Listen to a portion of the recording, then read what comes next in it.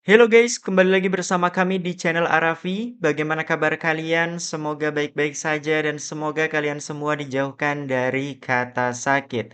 Amin amin ya robbal alamin. Kabar yang cukup mengejutkan guys, di mana viral beredar video salah seorang pelaku yang mengaku sebagai suruhan Sahara dan Pak Sofian yang ikut membakar sajadah milik Yai Mim teman-teman, di mana beliau memberikan pengakuan kepada Yai Mim yang cukup mengejutkan. Ini dia videonya.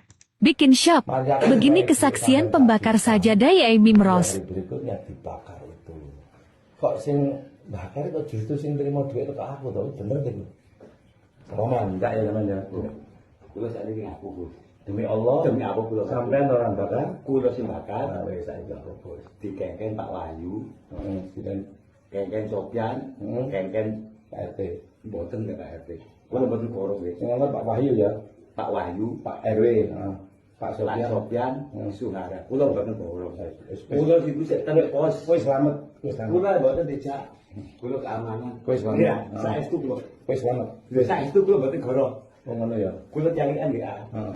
Lha kulo mboten Aku boloku. Wong kulo enten napa? Lah wong kulo niki Jadi sampean menjalankan tugas. menjalankan tugas. Oh, diperintah oleh Pak Wahyu dan Pak Sofyan Suhara. Perintahnya dia merintahnya. Kulo niku kanten pos Pak Jayadi. Kulo tak ngomong riyen Iya, nggih. iya. Wonten ngerti Sopyan niku. Jambir, jambir. Setengah setunggal. Setengah setunggal. Ya. Oh, lu jujur, Pak RW. Pak RW. Hmm. Kulo jujur mawon Ya. nggih. Jadi kulo nggih, kulo amanah. Boten purun niku kan Sampean menjalankan menjalankan tugas. Niku kulo akui kulo boten berdiri boten. Iya, iya. Saestu kulo boten. Sampean bolehku tenang. Lho kan kulo boten Pak RW. Sampean tak selamat, Mas. Aku nanti kau apa ya gelem mungkin iki amanah aku. Ki apa kate Mbak RW. Lah kulo ten mriku niku Pak RW pun ten mriku. Dikon ana Pak RW. Oh, Pak RW sudah di lokasi. Tapi lokasi ten Sopyan. Enggak, jangan-jangan emas itu diambil oleh Pak RW. Pak RW jangan ten lokasi sing ten lokasi riyen niku Sopyan. Oh, jangan-jangan diambil Sofyan. Jadi alasannya ini, emas itu diambil duluan. Oke. Nggih. Hmm. Sopyan ten pos. Ah. Lah Sopyan kan ngomongin aku menemukan barang. Nah, barangnya apa maksudnya? Emas. Lah pokoknya kan tidak saya aku kan ngoten. Aku nemukan barang Cek, aku iya. kemenyan. Saya tanda tak kandani. Jadi emas itu diambil duluan, jam diambil duluan, ya tak? Mari mau diobong. Iku sih mesti. Ditemukan semacam itu. Kita ngoten Emasnya diambil duluan, jamnya diambil duluan, baru dia ke Pak Jono. Nah, betul. Pak Jion jadi korban. Nah, Jadi emasnya diambil duluan oleh Sofyan, ya Baru toh? dia jalan. Jamnya diambil Sofyan, baru dia ngabari Pak RW, ngejak sama ngobong. Sampean dadek korban, ayo. Mudah. kula ngeten. Oh. Jenengan kan saya jadi kula kan mriku ada emas, Nggih. ada jam tangan. Heeh. Lah ngoten nggih. Heeh. Kula waktu ten mriku niku pun boten wonten namung enten BH, Oleh Celana dalam. celana dalam saya Hermes kan? celana dalam Nah itu ya guys ya, kesaksian dari salah seorang yang diduga dikambing hitamkan oleh Pak Sofian dan Mbak Sahara teman-teman. Di mana dalam kesaksiannya beliau merasa kalau di sini hanya menjadi korban saja, korban kelicikan dari Sahara dan Sofian teman-teman. Dan menurut kesaksian dari orang tersebut juga, ini diduga ya kalau ternyata Pak Sofianlah yang mengambil emas dan jam tangan milik Yai Mim yang dikabarkan hilang tersebut teman-teman.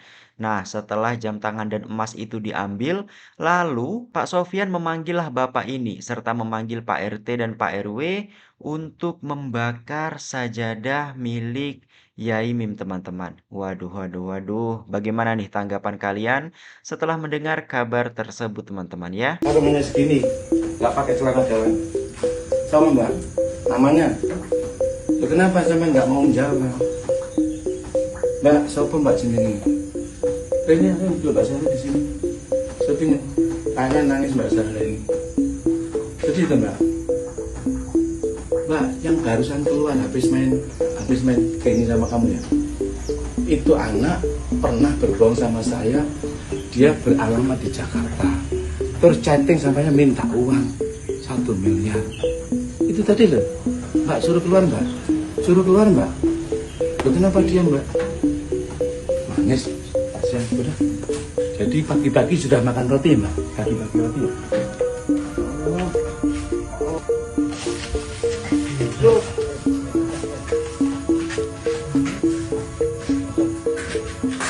Ada mana-mana mau begitu?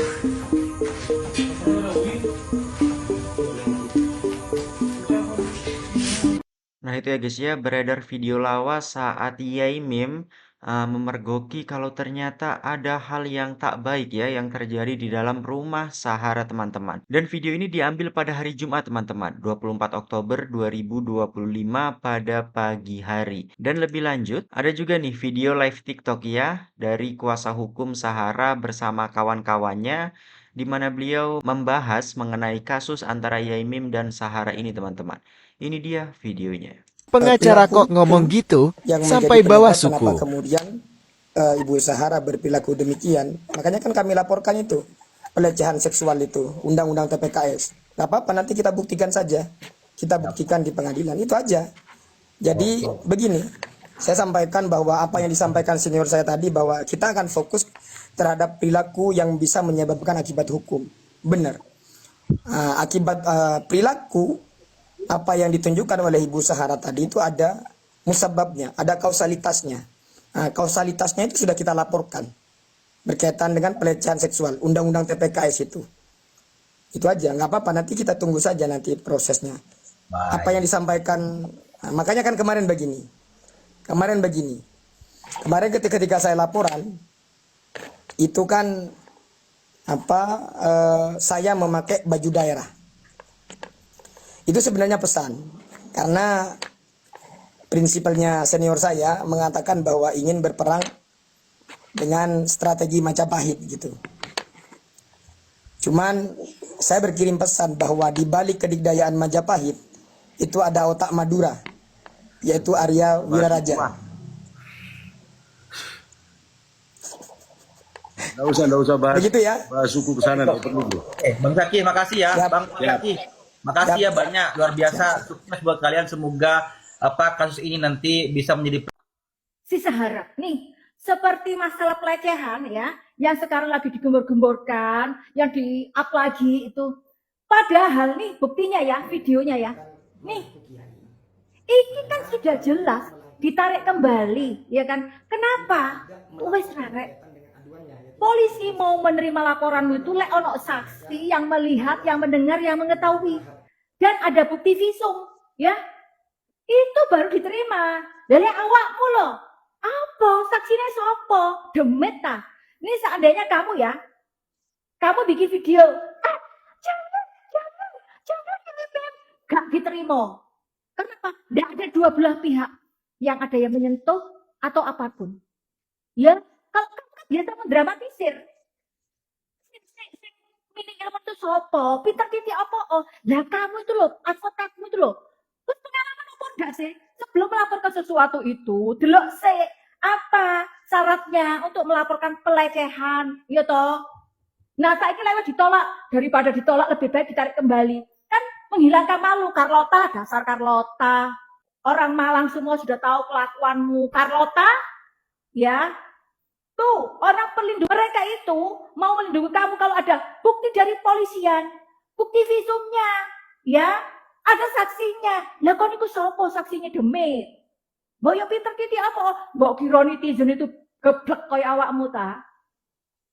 Disitulah letaknya ilmu minimu itu yang kau gembar-gemborkan ke Yai Mim sampai kau tendang-tendang. Diasmu itu. Ini lagi. Kenapa Ibu Rosida nggak cemburu waktu kamu mengatakan kamu dilecehkan? Bukti kartu truf CCTV. Nah, di situ kelihatan. Kalau seandainya kamu dilecehkan, ya, bukti CCTV itu menunjukkan pasti ngamuk itu Ibu Ros, pasti cemburu. Buktinya malah dukung kenapa? Ono kartu trufe. Wes ra, cocok kuwi ku ojo menengo wes. Antengo wes saiki. Yang cerita sama saya 3 orang, gimana ceritanya itu? Jadi yang dari Al-Um misalnya cerita, gimana tuh ceritanya kok pada nuduh saya itu? Begini loh, Yai, saya hanya diundang, tahu-tahu disuruh tanda tangan. Jadi daftar hadir itu bukan. Berarti mereka-mereka itu nggak tahu udah Nggak tahu, itu lembaran yang menyiapkan Pak Sofyan dan Sahara. Lembaran itu yang diupload Pak Yai di medsos itu, kami nggak tahu itu. Yang kami tahu hanya ada daftar hadir 3 orang ngomong saya. Cukup bagi saya untuk menjadi saksi. Dan dia siap menjadi saksi, kami hadir untuk tanda tangan doang. Bukan membicarakan 5 poin 7 poin itu, enggak ada bicaraan itu. Hai Sahara sama Sopian, gimana kabarmu? Kok sekarang lebih pendiam ya? Kalau dulu keluar-keluar ya? Kenapa? Teman-temanmu pada menjauh ya? Katanya yang kemarin komen-komen di Mama itu pendukungmu itu. Nah, ya Imam itu tidak disukai di lingkungannya. Bahkan orang-orang polisi-polisi aja malas nolong dia. Kok sekarang malah petinggi-petingginya yang datang ke Yai Mim? Bahkan doa bersama. Bahkan ustadz-ustadz gede-gede itu yang di TV-TV itu, yang Ustadz Solmed dan lain-lainnya datang ke rumah Yai Imim. Dan pengusaha-pengusaha sampai pengusaha travel umrah dari Balikpapan datang loh. Sebaiknya kamu sebelum terjadi apa-apa kamu ke psikolog. Kamu kemarin mengalihkan perhatian, kamu kan menggiring opini kemarin waktu Yai Imim itu bilang kalau dia itu disuruh istrinya, dipaksa istrinya supaya ke psikolog. Hei, ke psikolog itu bukan berarti orang sakit jiwa, ya. Konseling bisa, masalah ada tekanan batin ya, yang dipendam itu bisa jadi sakit loh. Bisa jadi stroke, bisa jadi apa. Dia itu, di psikolog itu bisa ngomong apa aja untuk meringankan. Nggak jelas kamu memang. Nih sekarang kamu rasain sendiri. Akibat dari mulutmu, sumpah serapahmu. Kau menggugurkan orang, membeduakan orang, dan sebagainya. Masuk balik lagi cepat. Karena apa? Karena kuasanya Allah mempercepat karmamu. Ya Imin katanya dijauhin teman-temannya, dijauhin siapa saja. Itu kebalik sekarang. Bahkan semua orang yang dulunya nggak tahu Yaimin sekarang mulai sama-sama melihat khutbahnya, live-nya. Ini teman-teman ya kalian semua yang mau lihat VT-nya Sahara, jangan kamu dengerin. Kamu lebih baik komen aja. Ya, komen apa yang kamu mau. Lebih bagus lagi bukan emoticon ya. Katakan aja sesuai kata hatimu. Nggak apa-apa, TikTok nggak melarang itu komen ya. Asal jangan komen-komen mulutnya seperti Zaharam. Komen itu kamu jengkel nggak apa-apa, tapi jangan dengan kata-kata kotor ya, seperti isi kebun binatang dan neraka. Oke? Mereka ngomen-ngomeni kita jelek-jelek. Nah sama. Orang dia pendukungnya Zaharam. Caranya juga sama.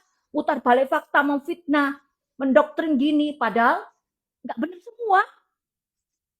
Kita semua, yuk bareng-bareng kawal Yai Mim sampai si Sahram itu masuk buaya.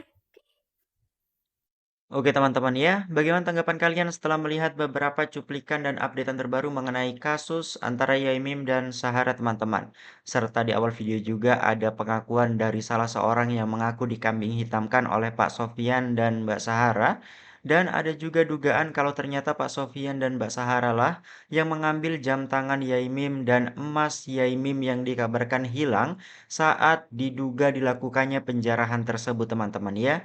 Dan ada juga pengakuan dari tim kuasa hukum Sahara yang mengatakan kalau beliau menggunakan baju adat sebagai bentuk pesan ya mengenai jawaban kalau pihak Yai Mim akan menggunakan strategi perang Majapahit dalam menangani kasus antara Yai Mim dan Sahara ini teman-teman. Nah, bagaimana tanggapan kalian setelah melihat beberapa video-video tersebut?